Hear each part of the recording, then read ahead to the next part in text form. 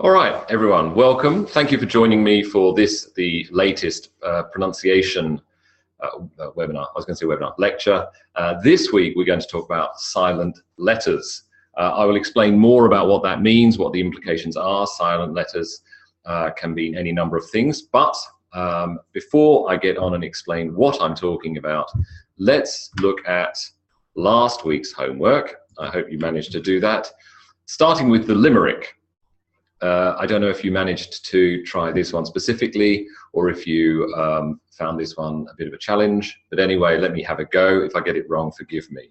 A flea and a fly in a flue were imprisoned, so what could they do? Said the fly, let us flee. Let us fly, said the flea, so they flew through a flaw in the flue.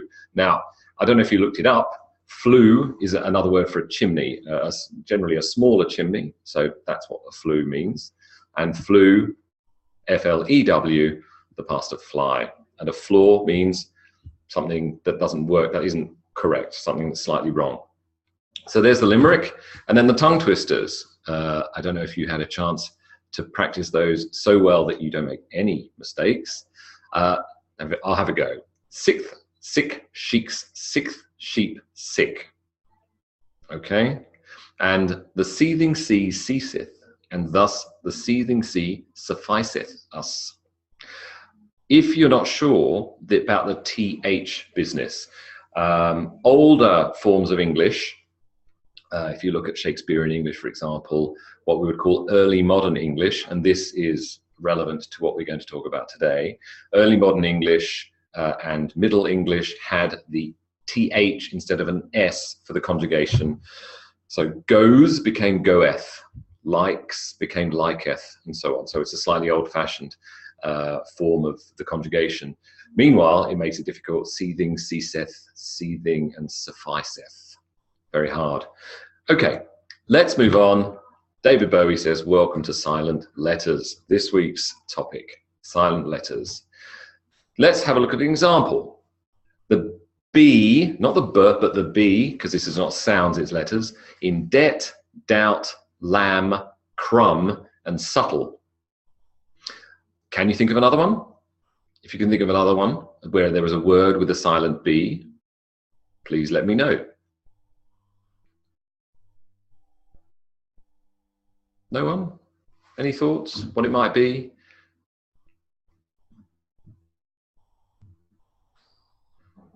Yep, okay. So there are examples. So debt, by the way, it can get confusing because there is the word debit. Debit is a word. Debit as in deducting from your account. Doubt, doubtful, lamb, crumb, subtle, comb, tomb, womb, and so on. Thank you everyone for your contributions as well. So the B in all of those words, you don't say the B sound at all. It's just there, but it's not pronounced. The P in pneumonia, psychology, psychiatrist, and pterodactyl. Can you think of another one?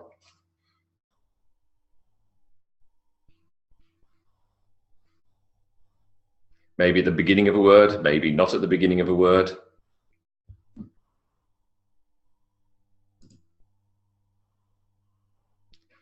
Yeah, so for example, receipt has a silent P, and then you've got all of the other P words like psychology, psychiatrist, psychological, psychiatric, psychosis, psoriasis. Is psoriasis with a silent P?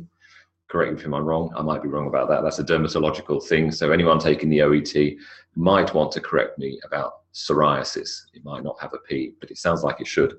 The W in rap, wrong, sword, and answer. Can you think of any others?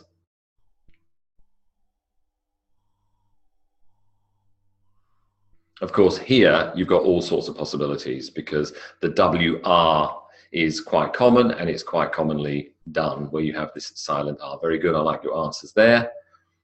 Okay, rap, wrong, sword, answer, wrist. Okay, excellent. You can see your colleagues are coming up with a number of suggestions there as well. So the W is another fairly common example of a words where the letter appears but it's simply ignored. It's simply not pronounced. Notice WRAP is a word and RAP is a word. You wrap a present with a W, and you wrap, like rap music, for example, or you rap on the door with no W. The K as in knock, no, knickers, and knee. Incidentally, knickers in America is something different to knickers in the United Kingdom. In Britain, your knickers are what girls wear for their underpants. Okay, so it's a bit naughty. Knickers in America, I think, is something to do with sports. Any other silent Ks you can think of? Yeah, good, excellent. Okay, knowledge, obviously. There's quite a few examples. And again, the K, typically at the beginning of the word, as a KN idea. So you notice the examples you gave and the examples that I've given. So the K, KN just becomes a N, knock, no, knickers, knee. All right. Then we've got the T as in mortgage, Christmas, whistle, and often. A couple of weeks ago, somebody said, but so-and-so says often. Yeah, it's a common mistake, but the pronunciation of O-F-T-E-N is often, like soften, by the way, another example. To make soft is to soften, silent T, whistle. Thistle, bristle, Christmas. Notice Christmas, but Christianity, hard T. Christmas, but Christopher, hard T. Christina, hard T. But Christmas, suddenly the T goes away. If you pay attention during the lecture today, but also to what your mouth is doing, some of the reasons for this will become more apparent. I'm going to explain some, but then you diagnose yourself, you think to yourself, what is it that I do when I speak English to make these sounds, and why don't I pronounce the T in Christmas? All right? Any others? Any other T sounds? Share your thoughts. I'll give you a few seconds. Okay, nice one.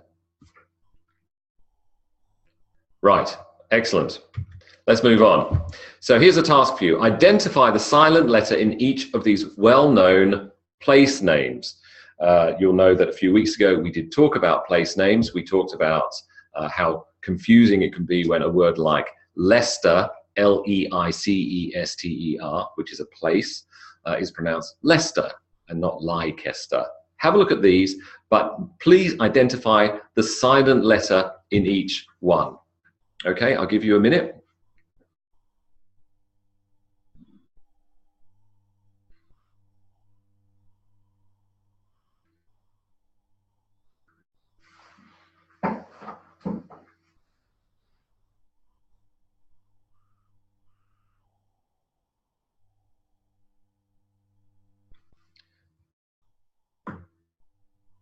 Okay.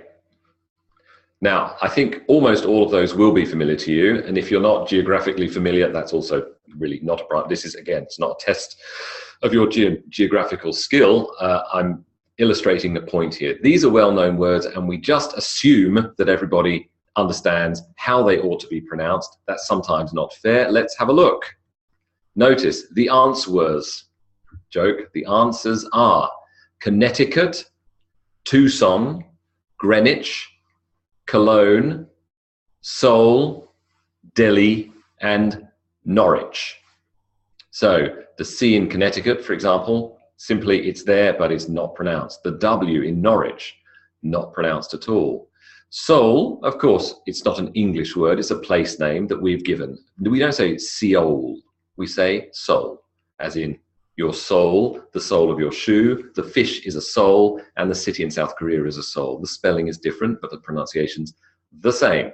Cologne, it's not what they say in German, but that's the way that we call that town, that city in Germany, Cologne, not Köln. So Cologne, silent G. Okay, so far, so good. Now look at these words and identify the silent letter in each one, please.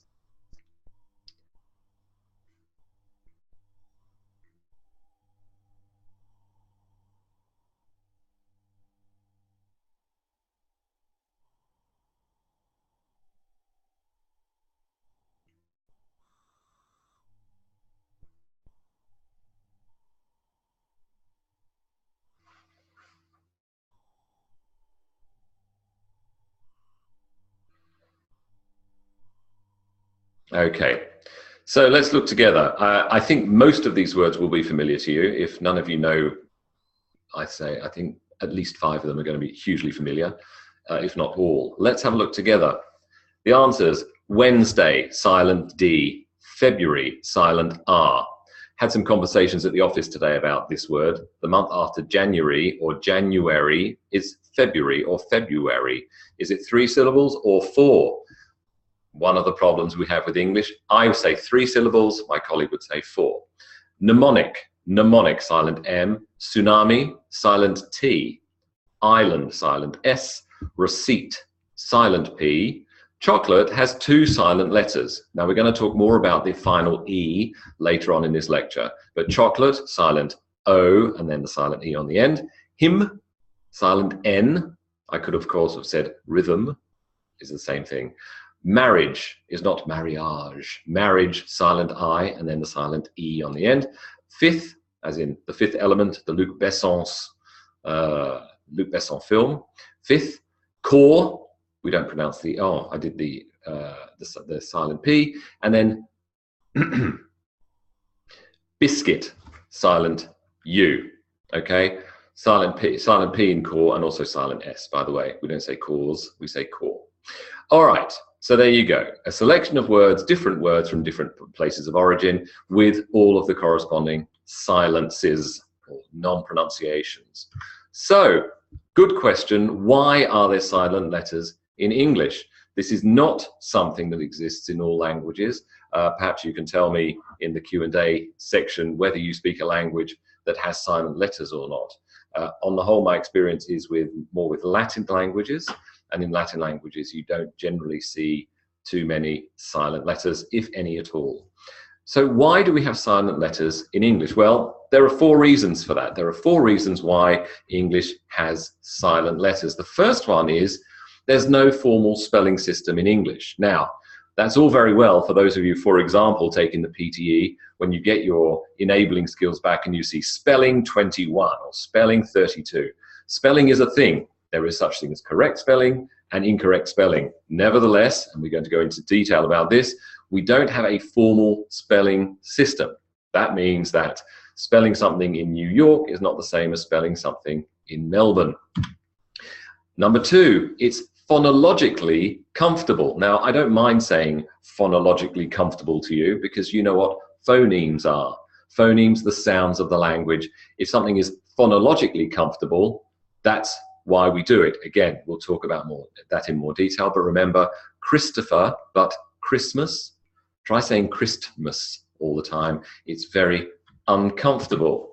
Number 3, now, again, a word you won't know yet probably, but you will know in a few minutes. They have a diacritical role. They meaning the silent letters. They have a diacritical role.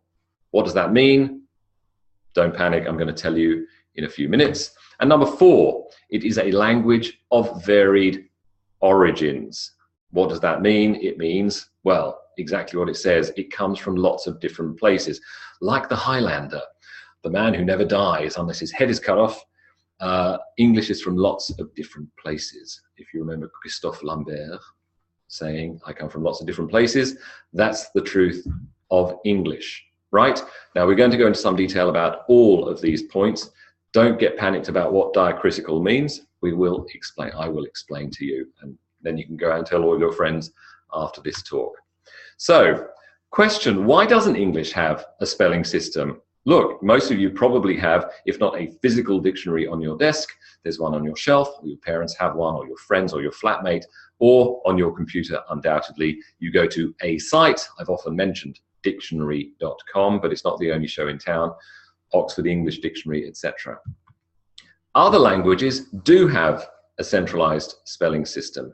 So Arabic, Chinese, Dutch, French, German, Spanish. I know that Portuguese even signs things by international treaty regarding coming to an accommodation about the way that language is spelt, the way the language evolves, and so on. English does not have that, all right? Most languages, many languages do. English, sadly, or maybe not sadly, we can reach our own conclusions about that, does not. Dr. Samuel Johnson published the first English dictionary in 1755. His picture's on the right at the top. And he wrote it by himself. It took him 9 years. He was paid the modern equivalent of about 300,000 American dollars to write the dictionary, and it was extremely popular, and it was the first of its kind. So 1755 isn't really that long ago when you consider that by 1755, lots of interesting things were also happening in England at that time. But 1755 was the first proper effort by an individual to make to put things down and to standardize the language and define words and spelling. Webster's, that's Noah Webster, the guy on the right at the bottom, he first published a dictionary in 1806. So just over 50 years later, out came the first American English dictionary, Webster's Dictionary. Now, the Oxford English Dictionary, the OED, the one I mentioned before, only came out in 1928.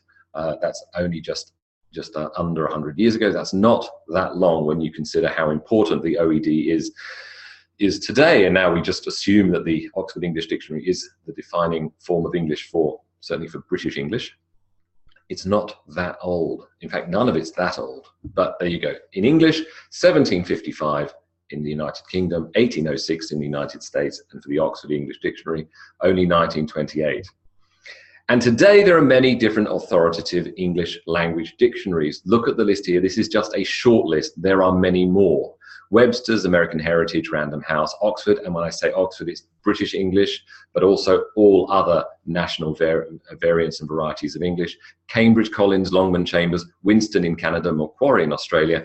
All of these are authoritative, serious dictionaries compiled by huge teams of people doing a very serious job. Does that mean they're all wrong? Does that mean that you've got, okay, if I've got American Heritage, then I can exclude everything from Longman? Absolutely not. So what we've got in English is a many varied kind of a language, many kinds of varieties of language, and all of them perfectly okay. But as I keep saying to you, choose one and stick to it. Don't start hopping about and in a pick and mix style. So in short, the English-speaking world could never get its act together, and now it's just too late. As George Bernard Shaw said, the United States and Great Britain are two countries separated by a common language. He was a wit, George Bernard Shaw. If you've ever seen My Fair Lady, that was an adaptation of Pygmalion, but he wrote lots of other things too. But George Bernard Shaw made that observation. We are separated by a common language, which is ironic. Right. So the second item I mentioned on the list, what does phonologically comfortable mean? I did touch on that when I said Christ, Christopher, and Christmas. It's easier and less clumsy to say the word, okay? The word is pronounced to fit in with the phonological rules of English, in brackets, such as they are. What do I mean? I mean, we talk about rules and then we break them all the time.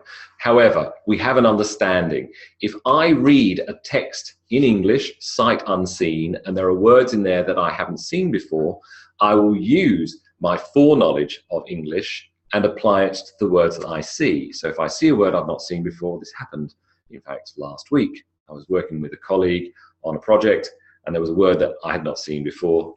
And we asked each other, well, how do we say this word? We guessed, and then we looked it up. So we do apply rules, whether or not we look it up, just to double check. There are certain rules, not hard and fast rules, but rules nonetheless. Now, here's a little job for you. Look at these words, read them aloud, but do me a favor, don't read them as that you know that they probably are.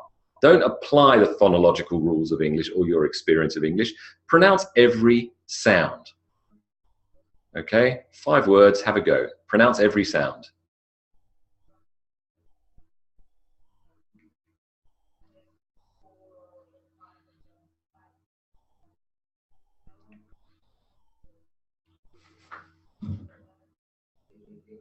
So what have we got?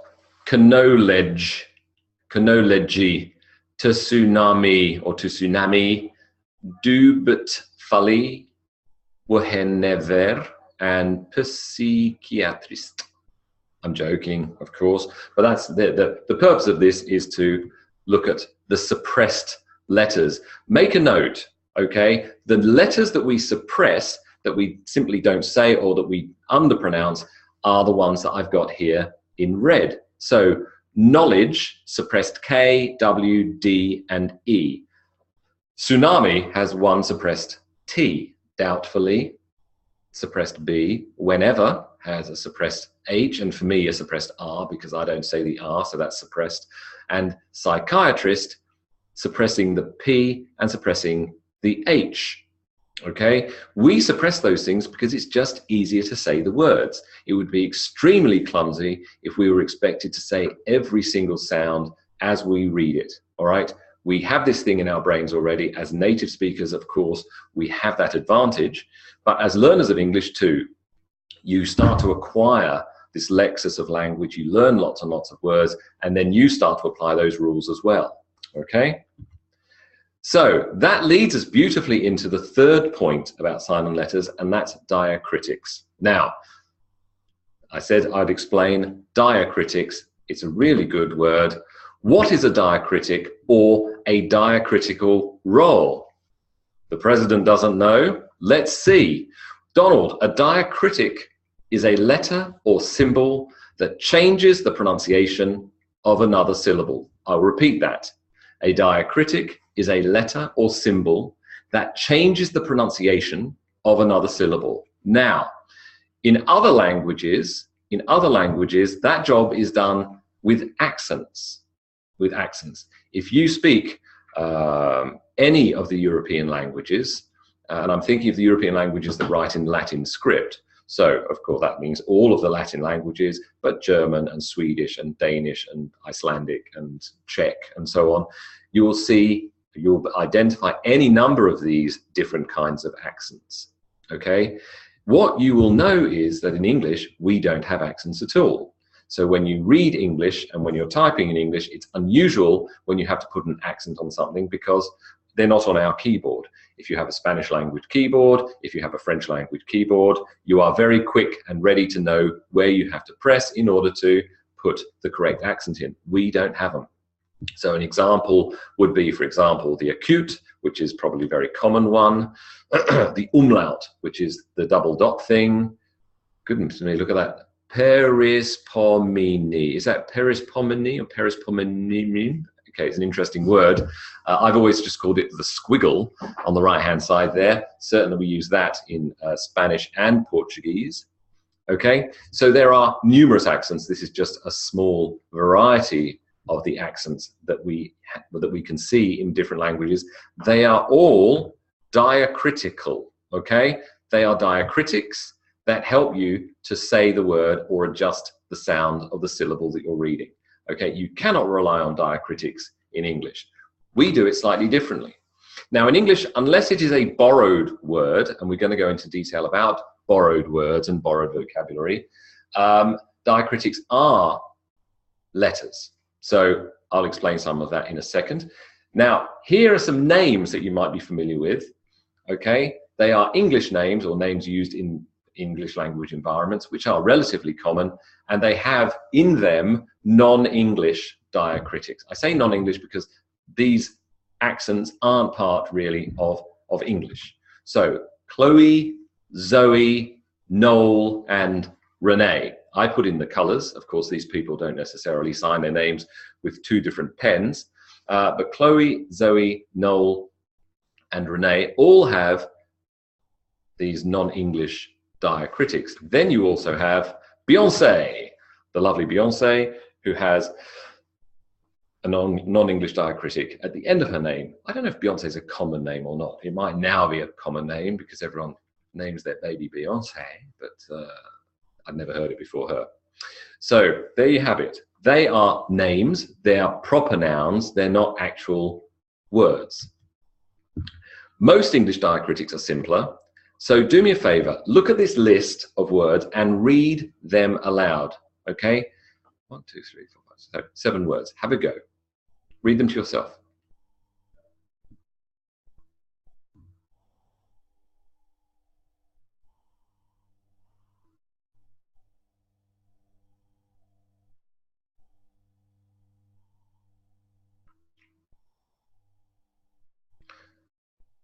Okay, so I will say them to you now. fine, sight, hate, fate, tone, fair, and care. All right? Fine, sight, hate, fate, tone, fair, and care.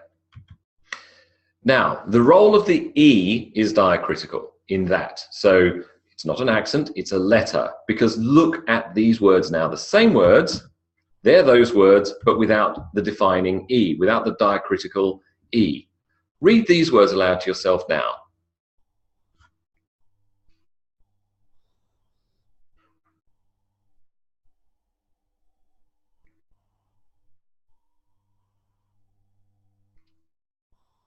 Okay, let me have a go with you.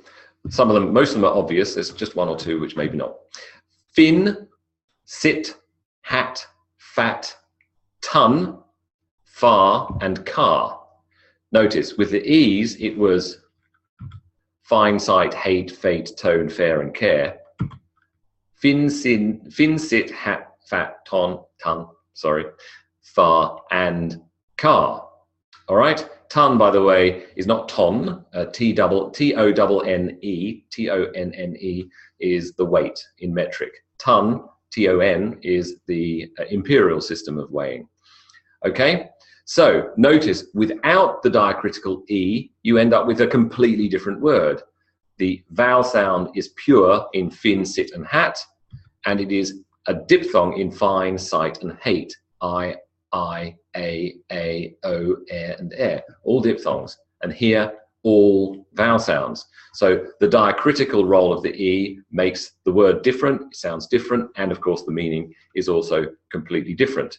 So it wasn't always like this, okay? Now, English is an evolving language. English has evolved over the centuries. And in the 1300s, when Geoffrey Chaucer wrote the Canterbury Tales, English was a different language. You can read it online as well. You can read the Canterbury Tales, and it is written in a form of Old to Middle English, I would say, which is challenging, to say the least. You'll understand and you'll recognize a number of words, but there are other words that you kind of have to guess. Now, I'm not going to go into the Canterbury Tales at this moment, but if you want a window onto how different language was 800, 700 years ago and how it is today, it's worth having a look at the Canterbury Tales because it will open your eyes.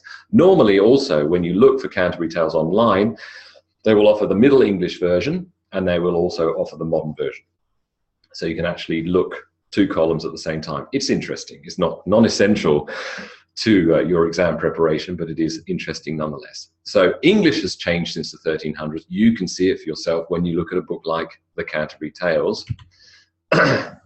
It's interesting also to note that the King of England only started speaking English rather than French in the 1300s to 1400s. Henry IV was the first king born in England who actually grew up speaking English. So for 3 centuries or so, the people ruling the country spoke one language.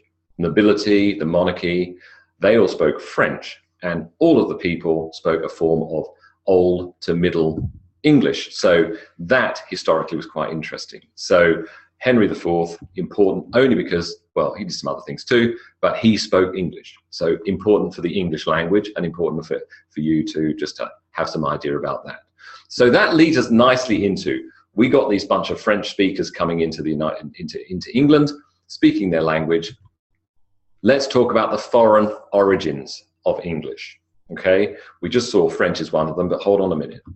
Norman French, which is a form of Viking French, it's not exactly French, it's a kind of a weird mix of different things. It's what they spoke in north of France.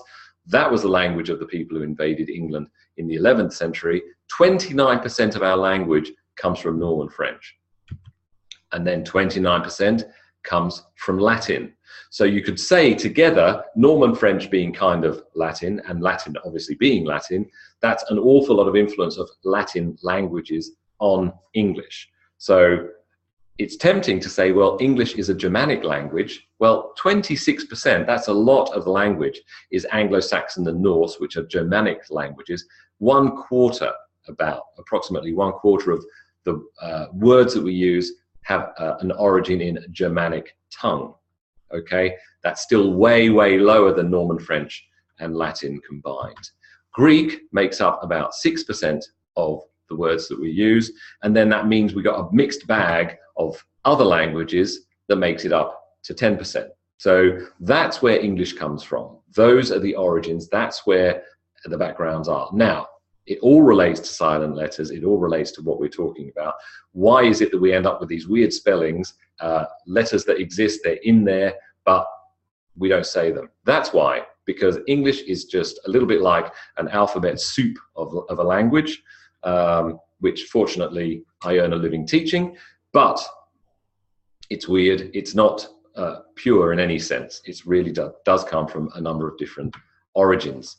C.P. Snow, a very famous man in England about more than 100 years ago, was the editor of The Guardian. And when he learned of the invention of television, he said, television, the word is half Greek and half Latin, no good can come of it. Whether or not C.P. Snow was being facetious or not, that is an example of what we do in English. I think the word television, in fact, came from French. I think television, the word, not the thing, I think that was John Logie Baird, but the word television came from a Frenchman. But there you go. Early on in the time of television, C.P. Snow was not impressed, and he said the worst thing about it is it's a made-up word from two different points of origin. We do it all the time in English. Obviously, in this case, extremely successfully. Let's take another word. The word night, night with a K. I don't know if any of you watch Game of Thrones. I don't. I'm not judging. Apparently it's excellent. I don't watch Game of Thrones. If you do, good for you. If you don't, well, maybe you should go and watch it because apparently it's really good. Game of Thrones is full of knights and chivalry and all of that kind of stuff. Night is the same as the opposite of day, night, with a silent K. So the pronunciation is night, N, I, and T, 3 sounds, including the central diphthong. But the origin is from German, the word for servant, Knecht. I'm going to say Knecht. Forgive me, any Germans watching, if you're going to get upset with my pronunciation. I'm not teaching German. I'm talking about the origins of the word. What you'll notice is you pronounce every letter of Knecht. Let's say it's Knecht because what else am I going to say? But not night. Night. We don't do that. Night, we've adopted somehow this weird spelling. Why? Because it originates in the German language from Knecht. So that is what we have all over the place in English. Words that originated somewhere, that were spelled in a particular way, we've absorbed it into the language along with the weird spelling. And today, that's the spelling of the word night, as in a knight in shining armor. Okay? So that's just one example of, I could sit here all day and give you examples, but we don't have the time. Now, let's look at French. Let's go back to French because that's an interesting point of reference because there's so much French, because England was invaded by the Norman French 1,000 years ago, a bit less really, and had a massive impact on the way that we communicate our ideas in English. These are words, and you can have a go at saying them yourself, which we have literally lifted from French and put into our language. Now, we do kind of butcher them. We don't say them with all the the French, beautiful French pronunciation, but we kind of haven't adapted them. We haven't changed their spelling, including, by the way, with the accents, okay, with the diacritics. We've kept those a lot of the time, and we say the words more or less as you would in French. Have a go saying those words.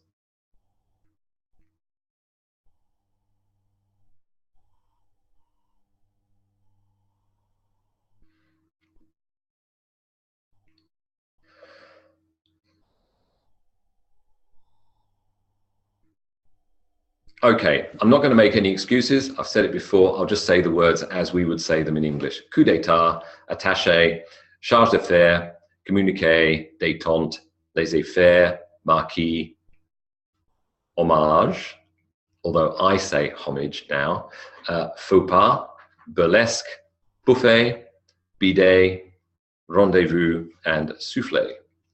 So these words are all used in common parlance in English. Now, I don't say soufflé very often, but that is what the dessert is. It is a souffle. I don't use a bidet, okay, but many houses still do have bidets. Coup d'etat, as I used to say to my students, we don't have a word for coup d'etat because we don't have them. That's not, look, we just take on words because they're described much better in another language, so we simply take the words that we need. So we need the word for coup d'etat, fine, we just take that and we adopt it and just take it as it is, okay? Faux pas is a good word, by the way. If you're not familiar with what a faux pas is, it's when you say the wrong thing at the wrong time to the wrong person. You commit a faux pas. Right, now here are some French words in English that don't sound French. We don't associate them with French at all, but they all originated from French. Can you please read those out loud?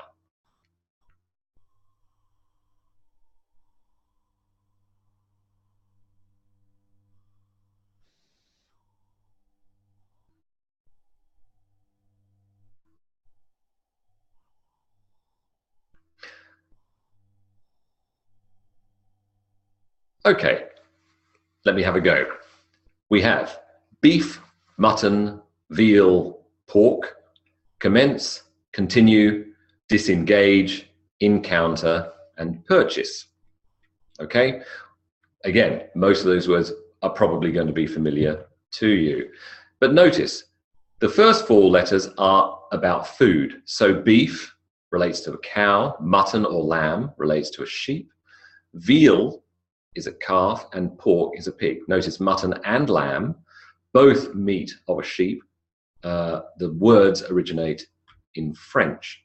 Then we have words which are a higher language register. Now remember, there are 4 registers in the English language. Other languages may have more, but English, you basically got 4. Formal, neutral, informal, and colloquial.